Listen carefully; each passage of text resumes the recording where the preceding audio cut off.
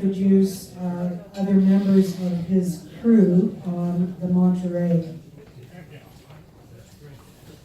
For 7 years, Bob attended the RCYC Junior Club. During that time, his future wife Sally, Les Crane, and Kit Tatum, his fellow presenters today, also attended the Junior Club. Did you attend it as well, Ken? Cam did not. He summered on Toronto Island until 1967 with his family. As good fortune would have it, so did Sally's family. Bob has raced, crewed, day sailed, and cruised. He raced on the family's Firefly, and crewed on Dragons, Puzzle, and Tomboy, on Viking 33, Mistral, and on the CNC 34, Afika. He sailed and or cruised on the family's 6-meter Aphrodite and on a 42-foot custom yawl Estrelita. Additionally, Bob and Sally sailed and cruised in their CNC 29 Bananas and their Niagara 35 Aphrodite. Bob's extensive racing over the years has included crewing on local race courses, on various distant races, including the Susan Hoods, the Boswells, Somervilles, and 5 Lake Ontario international races, on 8 Port Huron-Mackinac races, on 4 Port Newport Bermuda races, on the South China Sea race, and the Antigua to Bermuda race. His cruising or deliveries around the world would have included sailing the Great Lakes, Bermuda to the Azores, the Ark, Canaries to St. Lucia, Darwin to Bali, Sweden, Finland, and the Med. Bob also gives back to the world of sailing. He served in various capacities at the RCYC, including Commodore and chair of the 150th anniversary celebrations. He has also served in several positions with the Cruising Club of America and is currently Vice Commodore. Please give a warm welcome to Bob Medland.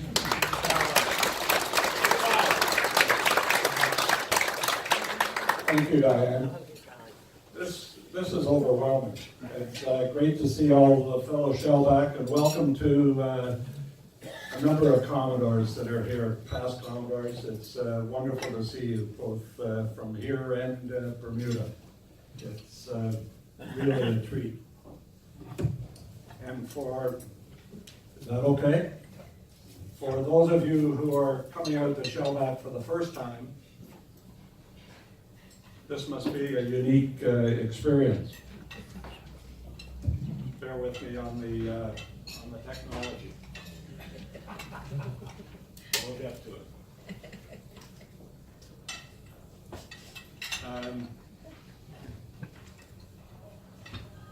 At the end of this presentation, we're going to sing another shanty. Unusual for Shellback to sing two shanties at one meeting, but this one we have the author, Kit Tatum is here. He wrote the Ode to Monterey. It's on the other side of the page that the Eddystone light was on.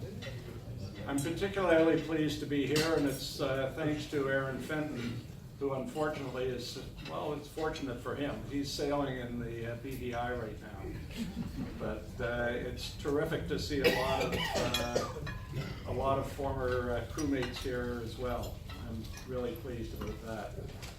First of all, I'd like to welcome my shipmates from Monterey. First of all, there's Les Crane, the skipper and owner of Monterey. Les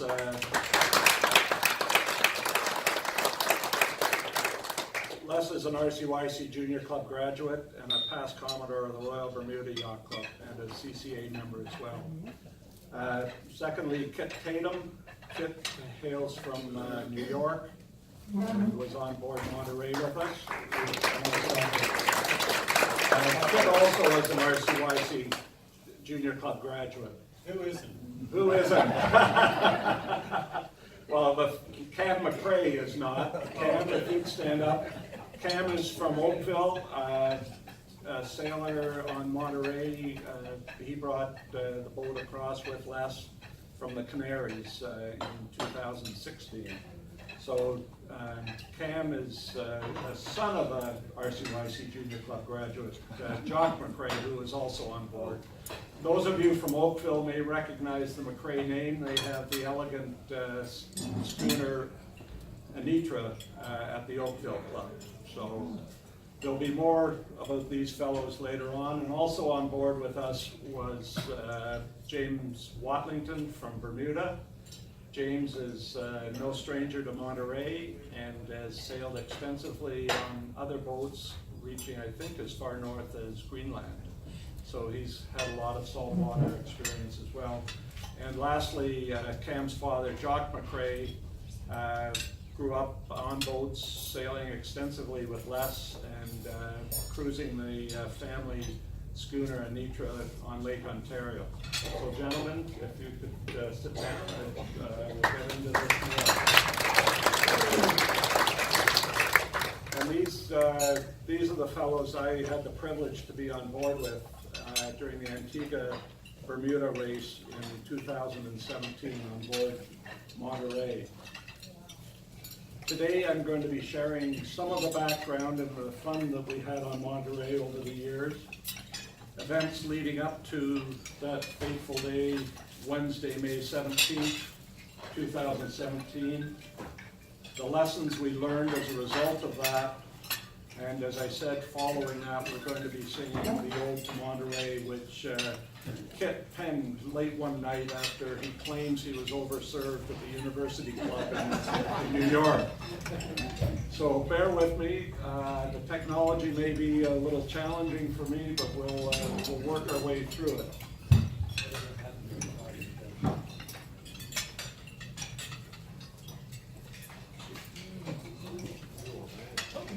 We'll come back to that later.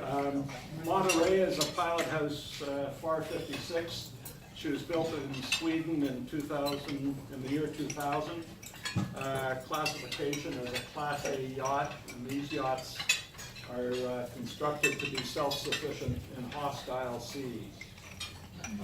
Monterey joined the Crane family in 2003. Prior to the FAR 56, Les had a Stevens 47, also called Monterey, and he took her in the Marion Bermuda race in 1985. And he took the FAR 56 in the Bermuda race in 1992. He won his class and overall performance trophy. And since 92 till 2002, Les participated in every Newport Bermuda race every other year. In July 2004, Monterey left Bermuda. On board with Les were Dick Hodson, Rick Thompson, Arthur English, who is here today. Arthur, thank you, good to see you. And me as crew. We headed to the Azores, and then we left, and Les and the new crew took the boat on up to Ireland, and then to Scotland. And here is Monterey anchored off Oban in Scotland. After leaving Bermuda in 2004, Les took Monterey on a wonderful 13-year excursion. During this time, he would visit, as I said, Ireland, Scotland, across to Norway, Sweden, various countries in the Baltic, back to England, down the coast to Portugal, Spain, and into the Mediterranean. She was wintered in yards along the way over the years, and she'd get as far east after transiting the Bosphorus to stick her nose into the Black Sea and then head west again. Here's a picture of Monterey at the start of the 2004 Newport Bermuda race, and then on to Bermuda and off to Europe. Les and his wife Mags, over the years, were wonderful hosts to many. I estimate that there are about 150 people that have the pleasure and the privilege of sailing on Monterey. I might be right on that, but often we enjoyed times with Les and Mates, and they also had time to spend with their family of 3 children on board as they sailed the Mediterranean. Each of us on board for the Antigua race have had the pleasure of sailing with Les and joining them on a number of occasions. Sally and I had 3 such privileges. One was sailing in the archipelago off Stockholm in 2005. 2008, we sailed the west coast of Italy from Rome down to Amalfi. And in 2016, we sailed from Izmir in Turkey to Skiathos in Greece. And this is just the west coast of Italy, showing the course we went down from Rome down to Ponza, into Ischia, down to Capri, and then into Amalfi. As you can see, it was an idyllic time. And in 2016, Les co-chaired the CCA cruise in the Ionian Sea, which a number of us here had the pleasure of enjoying. It was in 2016 that Les decided to bring the boat back to North America. He wanted to bring it back to Bermuda for the reason of watching the America's Cup that was being held in Bermuda in June 2017. After that, the plan was to take Monterey up to Long Island Sound, winter her up there, and then return in the 2018 Newport Bermuda race. But Les, in his usual manner, didn't just want to take Monterey back to Bermuda. He thought it would be a good idea to attract other boats up to Bermuda to watch the race. So what did he do? He came up with the idea of an Antigua to Bermuda race, 935 miles. It was his idea. He was chairman of the race. That was to start in time for the boats to get up to Bermuda to watch the America's Cup, yet after Antigua race week in Antigua. So to get the boat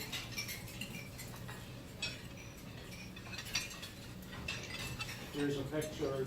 That's Jock on the deck, midships, Jack McCrae. To get that's in Corfu before they left to bring the boat back on the Ark. Now then, bear with me.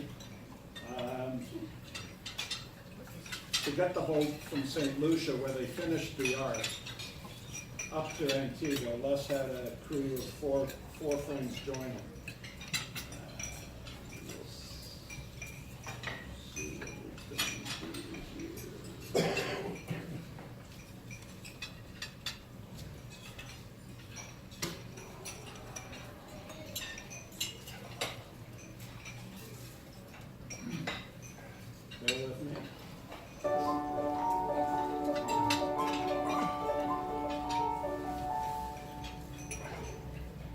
Here's a short video of their trip from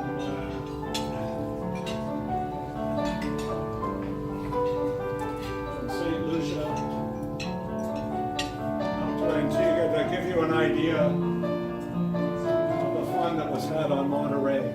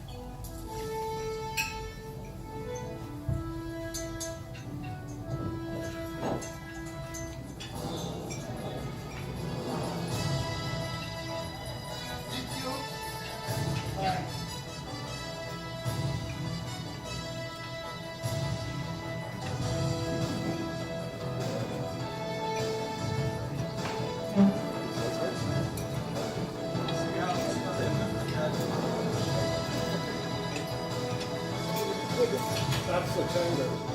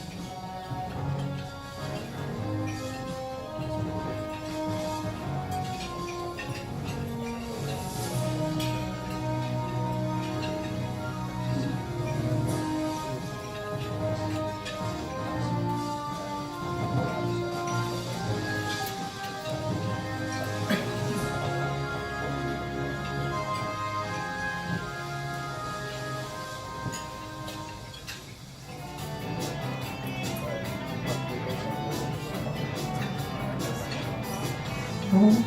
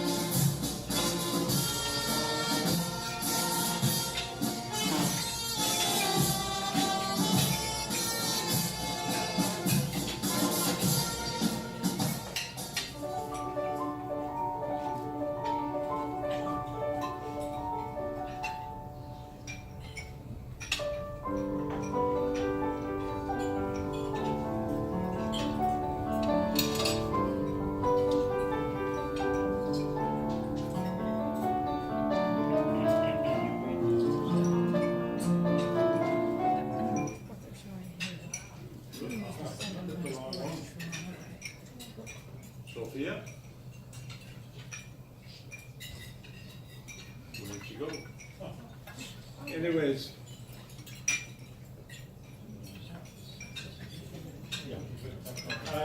As you saw in the trailer on that, this was to be Monterey's second last voyage. Unknown to us what would happen.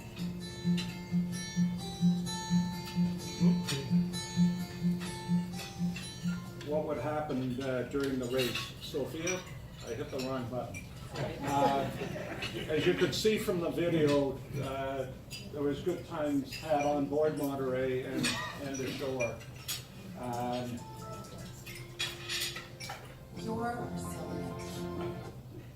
Okay.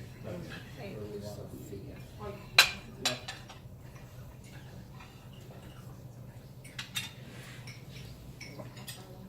No, that was the one. There, that one. Yeah. Back to the slideshow.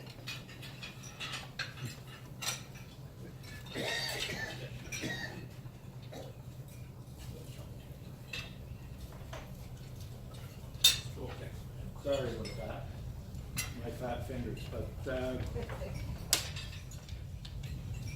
they had a great time delivering the boat up from St. Lucia up to Antigua, and then the boat arrived in Antigua. There was another crew arriving on Saturday, May 6th.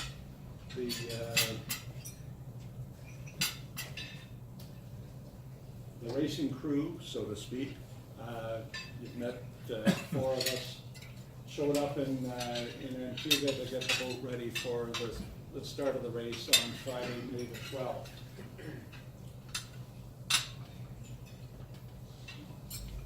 Like the ARC, the Antigua Bermuda race permits use of engines, so that as long as you log the engine time, you're able to calculate the handicaps. We're going to try this again. The Antigua Bermuda race starting on Friday, May the 12th.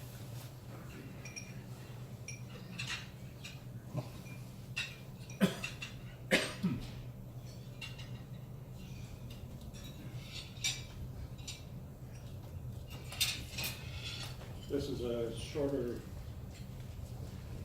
video.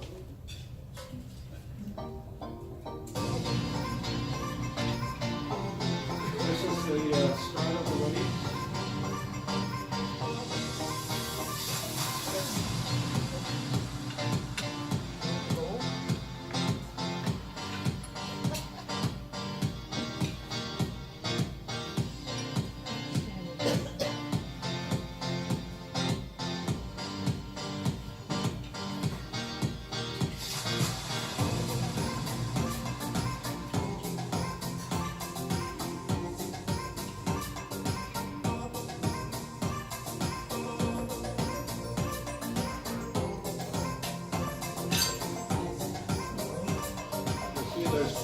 variety of folks participating.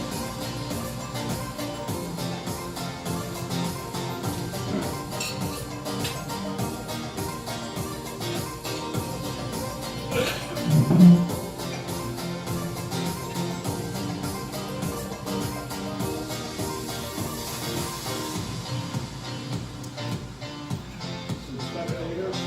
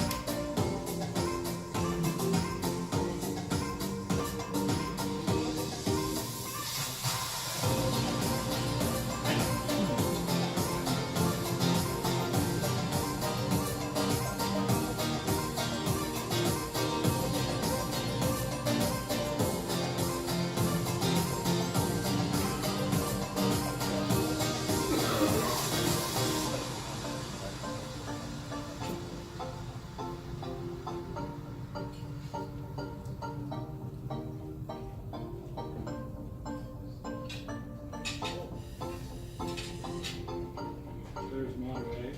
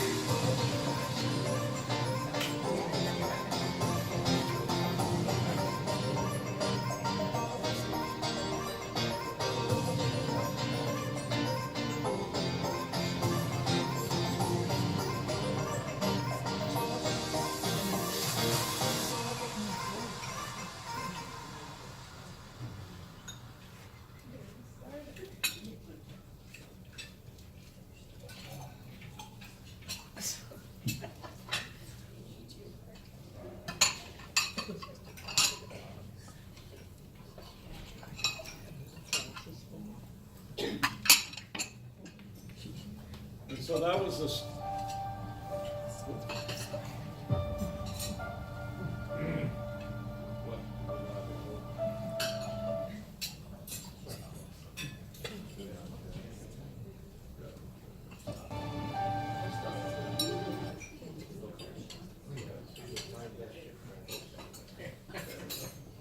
Technical assistance trying to get that.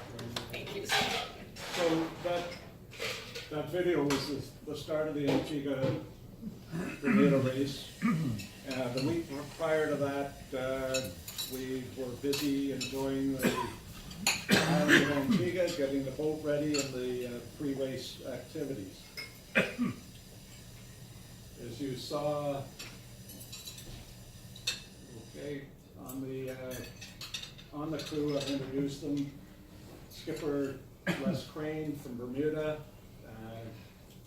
as I said, past Commodore of Royal Bermuda Yacht Club. He's taken the boat extensively around the Atlantic and Mediterranean.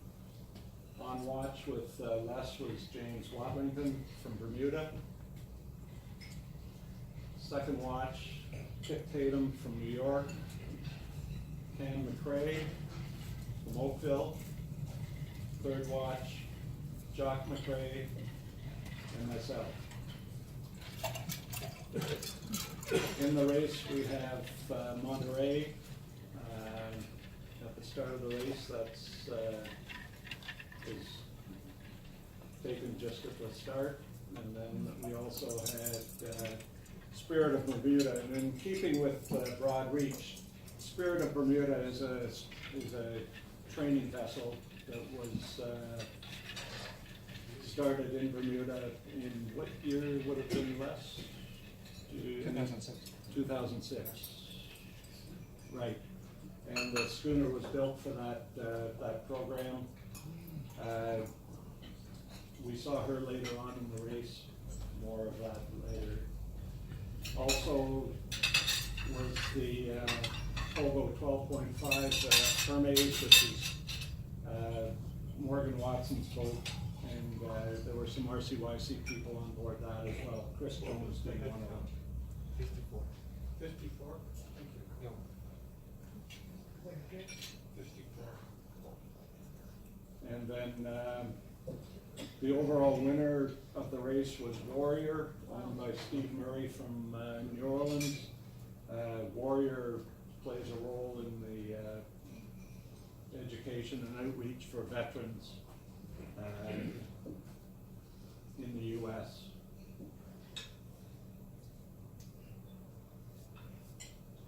Eleonora, a beautiful schooner, as it says here, a replica of the Herreshoff schooner Westward.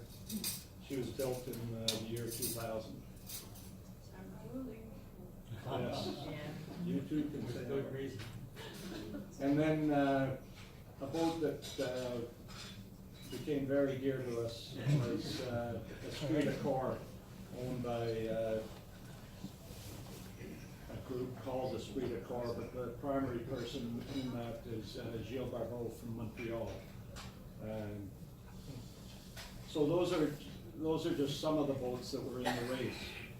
The race started with 21 participants off English Harbor in Antigua. The conditions, as you saw, were light. Monterey started well and pulled past two Volvo 60s on a close reach along the south coast of Antigua.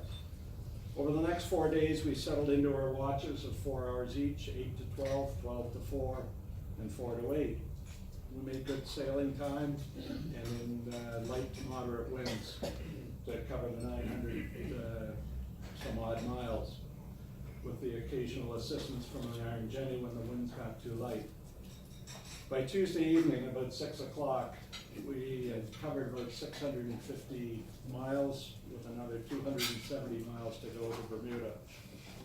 As an aside, my wife Sally was in Dallas looking after 2 of our grandchildren, ages 6 and 4.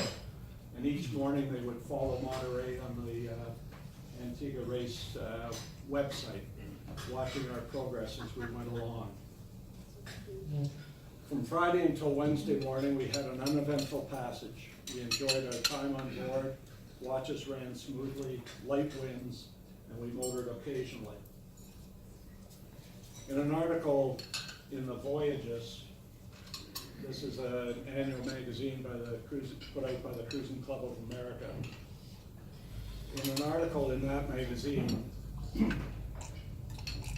Les wrote, "The wind filled in about 2:30 Wednesday morning, and we set sail, reaching along very nicely, making 7 to 8 knots. I'd been up to help set sail, then returned to my berth to rest ahead of my watch at 4 o'clock. James Watlington wrote in his account, "Kit gave me a shake about 3:55 a.m. I pulled on my harness, walked aft to say good morning to Les, who was at the nav station, went to the head, opened the door, and exclaimed, 'Oh Lord, the head has a foot of water sloshing around it up to the foot of the door.'" You can imagine at 4 in the morning. Les went right away, and he and James tended to it. They were able to pump the head dry, and they thought they'd solved the problem. Les then went back to the galley, and it was down a couple of steps, and as he went down, he stepped into water. And then they thought, this is not right, opened up the engine compartment, and the engine space up to the base of the engine was wet. We have a problem. Les calls to Kit and Cam, who were on watch. Les gets down into the engine area, closes the sea cots. We call Jock and Bobby, who are asleep, and everyone is up in short order. I distinctly recall being awakened by Les calling, "Everyone up, we're taking on water." You can imagine my bewilderment. I got out of my bunk. It must have been shortly after 4 in the morning. It was still dark. Les was at the nav station, and to my astonishment, I saw water flowing aft in the companionway. I quickly dressed. Everyone remained calm. Les assigned responsibilities. As you can imagine, a lot was going on simultaneously. Searching for the source of the water, using the through-hull chart, stabilizing the boat, furling the sails, manning the pumps, notifying Bermuda radio, the race committee, locating nearby boats visually and on AIS, broadcasting Mayday, setting off flares, deploying the life raft. And wouldn't you know, it opened up upside down. Getting the ditch bag and essentials, wallets, electronics, and medications. Everybody was busy, everybody did their job, everybody remained very calm, and I attribute a lot of this to Les's leadership. Between furling the jib and deploying the life raft, I went below twice, once to get my essentials, and second time to get an armful of jackets. These came in handy on board the Esprit de Corps for warmth at night and sun protection during the day. Remember, it is still dark, the dark of night. Les had all the passports in the ditch bag. The last time I went below, the water was over my knees in my cabin. Kit was calling on the handheld radio, trying to raise the nearby boats. Jock set off flares. Cam was below looking for the source of the water. He was bringing down the mainsail.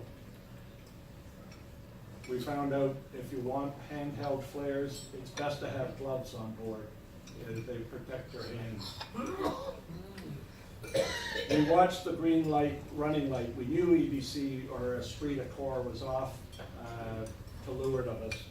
And we could see the green running light in the distance.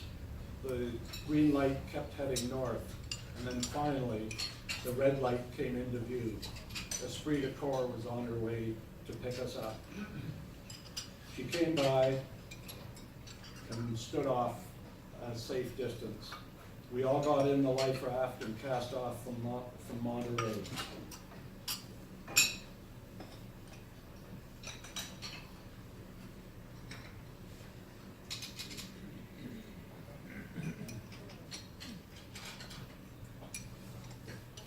And this,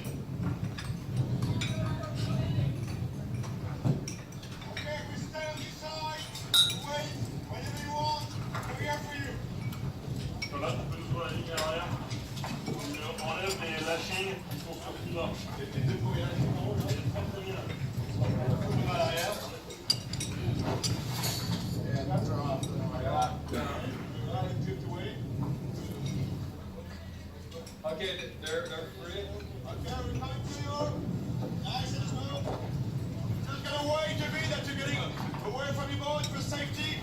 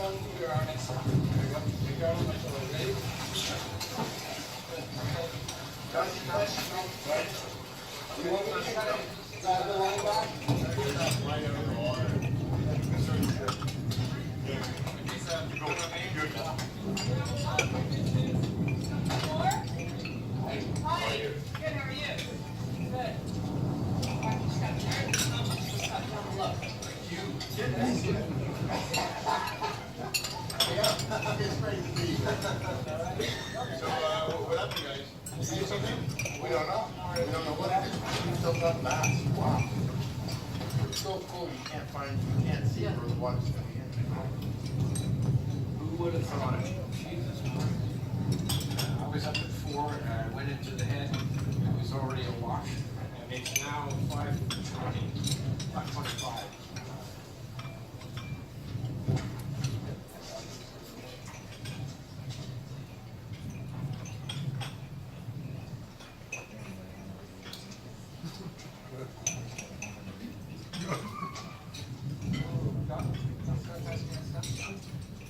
Can you tell us where you want us to put it? Camp? Yeah, right up. Oh, here's the camp.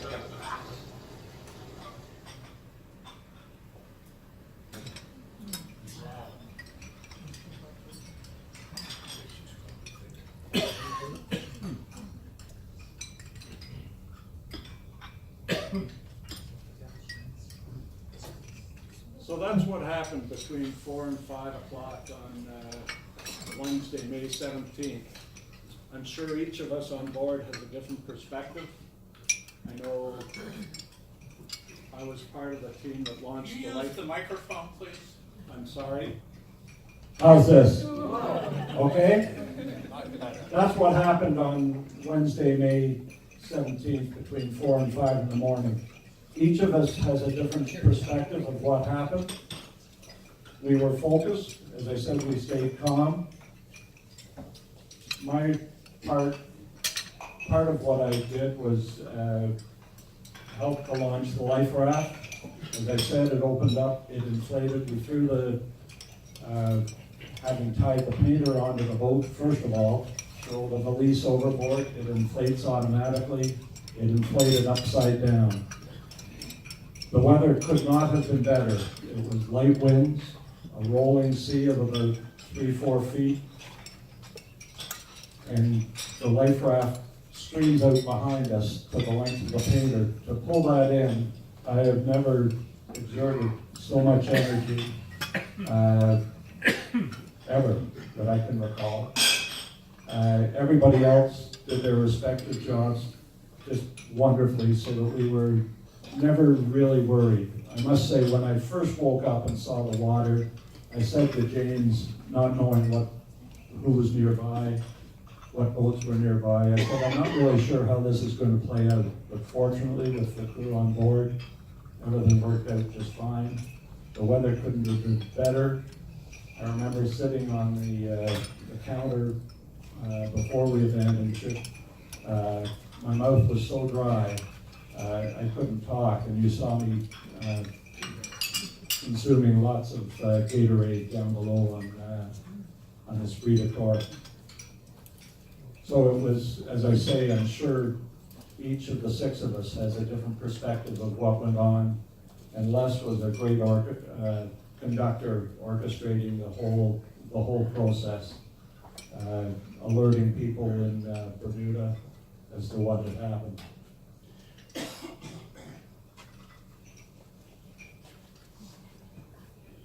A couple of hours later, we're standing by. It's a sad sight indeed. There's Les watching his beloved Monterey.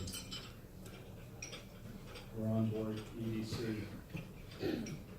And I cannot compliment, I think all of us share the same feeling about the skipper and crew of EDC. They were a crew of 10 on board Esprit de Corps. We were a crew of 6.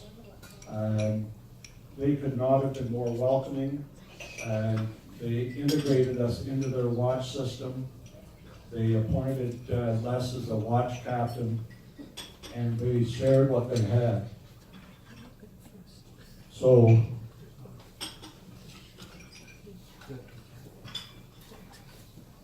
on to Bermuda. Les was, as I said, watch captain. And we had another 36 hours on board with 16 people on a boat that had a crew of, they were expecting a crew of 10 through to Bermuda.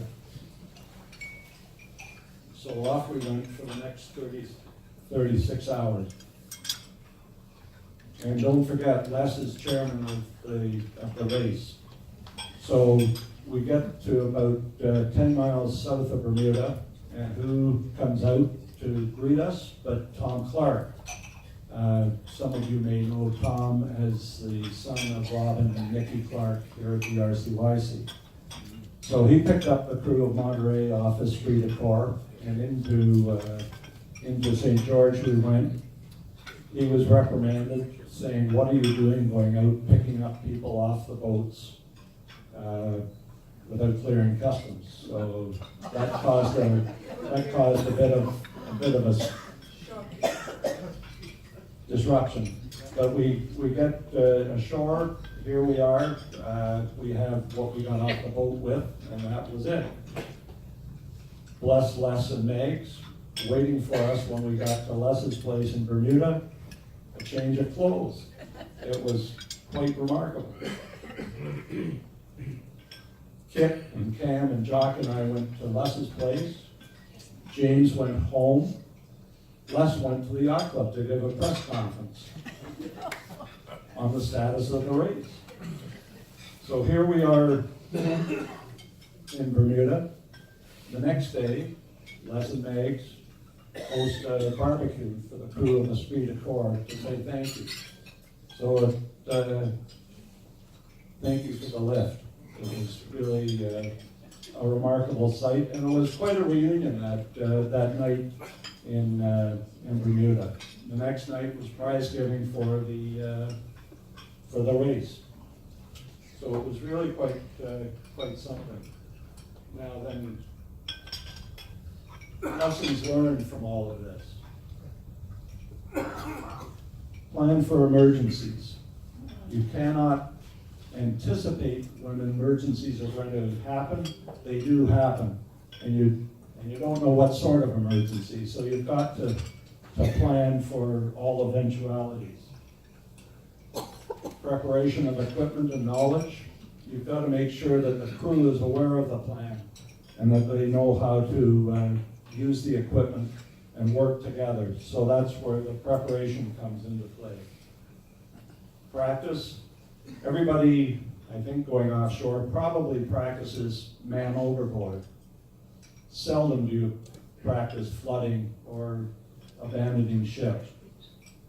You have to practice. There are medical emergencies that can arise. You can have fire on board. It is so important to practice for each of the emergencies. Assign responsibilities. This makes for an orderly response to the emergency, and Les did an outstanding job at making sure everybody knew what to do and what their responsibilities were. Stay calm. That's so important. Everybody stayed calm. They executed their responsibilities beautifully. Stabilize the boat. What we did was take the sails down so that we would stop sailing. You've got to be able to manage the boat the way it is.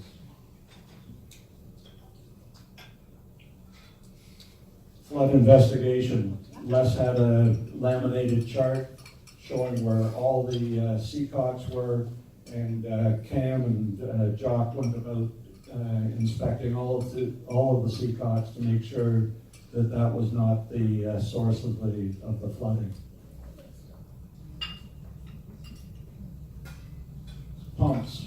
As part of the knowledge and equipment, you've got to know how the pumps work, where they are, and as a precaution as well, it would be good to have a portable high-capacity pump available on board as well. I think Les recommends 4,000 gallon an hour pump that you can hook up to your batteries. Communications, you've got to know where you are, who's near you, and how all the equipment works, the radio, the AIS, and other pieces of communication equipment on board. Flares, know where they are, how to use them. It's interesting. We were there at night with our advanced eyesight, trying to read the instructions as to how to get the flares going. And also, as I said earlier, it's useful for handheld flares to have gloves on board. Ditch bags, prepare the ditch bag. You don't have a lot of time when emergency strikes, so be prepared with the passports, all of the essentials that you want, medications, phones, wallets, whatever. And in retrospect, it would be nice to have change of clothes as well in the ditch bag, ready to go.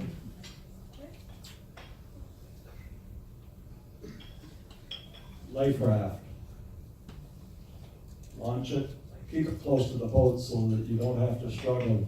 I realized subsequently, you saw in the video when they said there's a line streaming out behind. Well, that was the sea anchor to stabilize the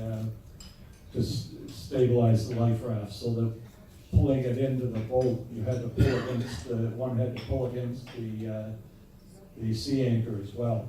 And once again, gloves are useful.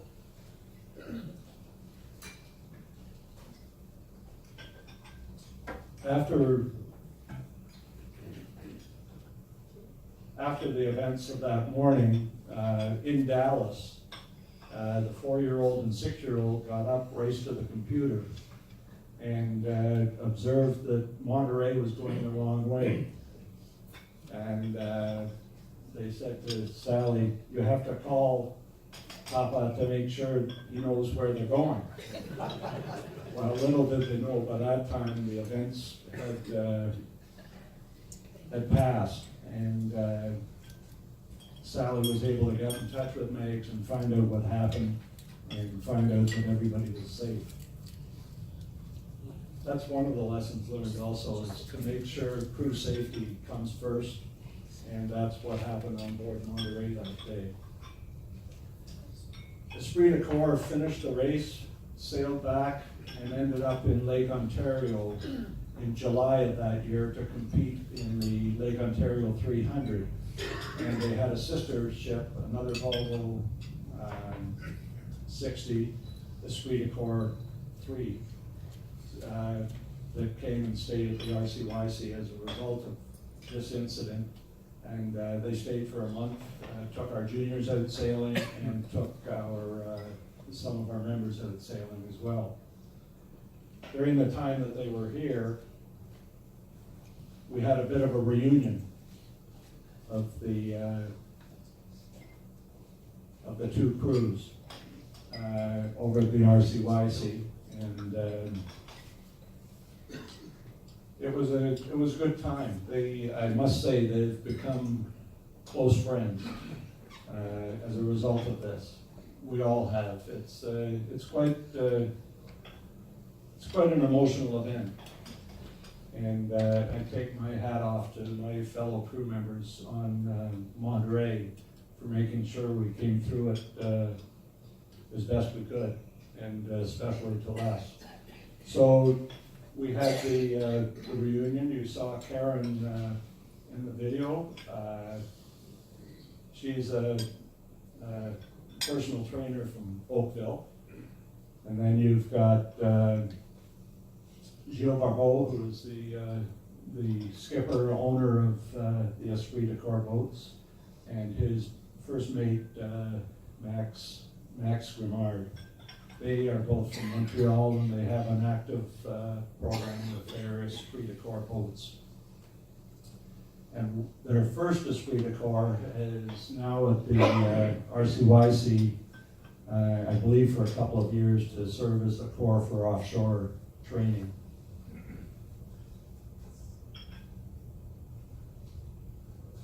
And there is Monterey, as I said earlier, at anchor and open.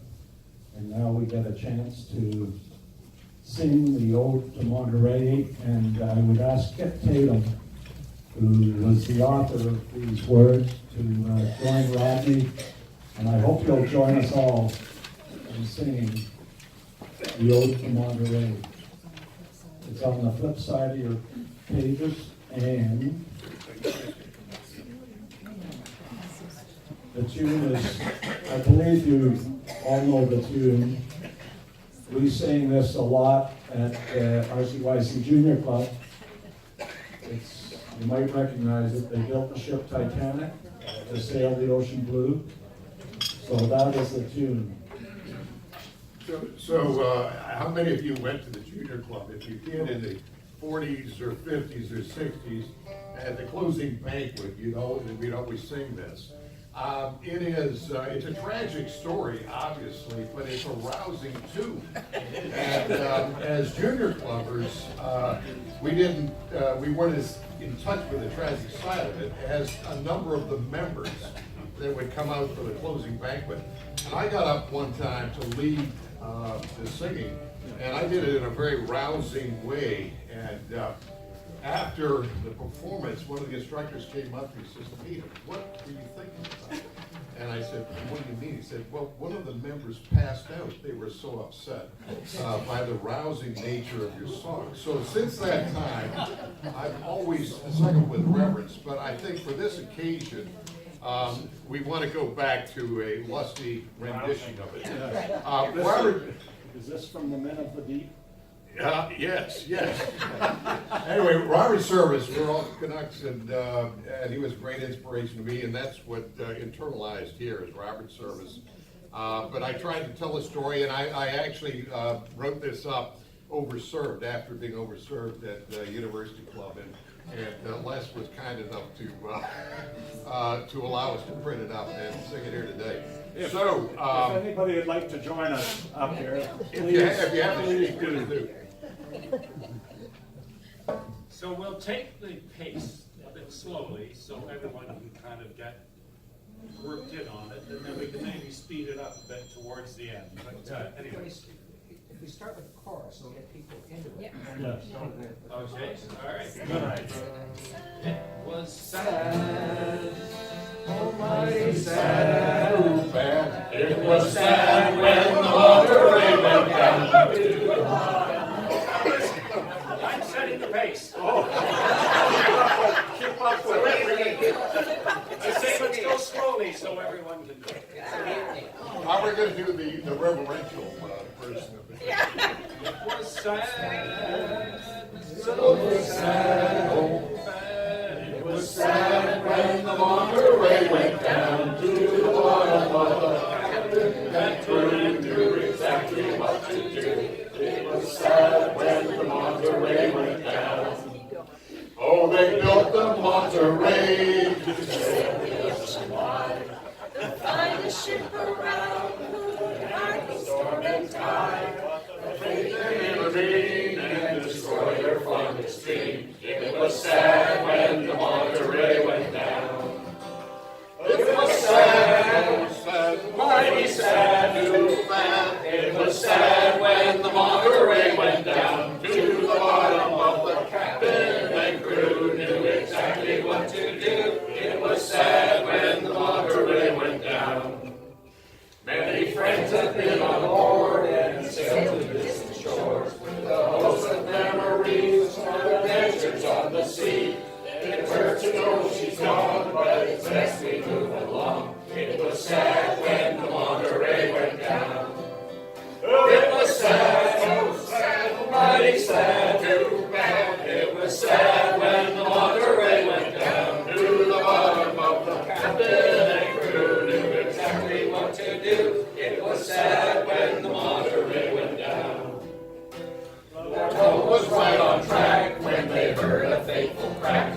The sailors up on deck decided to check it out. So the crew did look around, but nothing could be found. It was sad when the Monterey went down. It was sad, oh sad, oh mighty sad, too bad. It was sad.